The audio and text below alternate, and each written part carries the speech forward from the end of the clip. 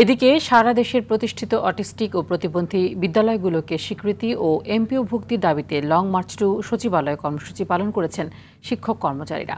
অবস্থানের ১৫তম দিনে রোববার সকালে জাতীয় প্রেস ক্লাবের সামনে সংক্ষিপ্ত সমাবেশ শেষে সচিবালয় অভিমুখে এই কর্মসূচি পালন করেন তারা।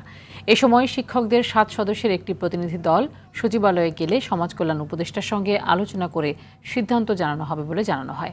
পরে শিক্ষক নেতারা সাংবাদিকদের জানান, দাবি আদায় না হওয়া পর্যন্ত রাস্তায় থাকবেন তারা।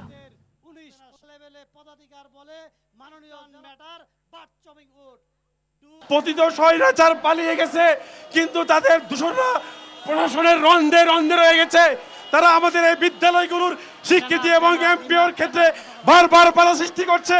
তারা আমাদের এই মহৎ কাজগুলোকে বুলুণ্ঠিত করার চেষ্টা করছে। আমরা স্বৈরাচারের বুলুট পালন করতে চাই। আমরা আমাদের বিদ্যালয়গুলোর স্বীকৃতি এবং এমপিওর চূড়ান্ত ফয়সালা আনতে চাই।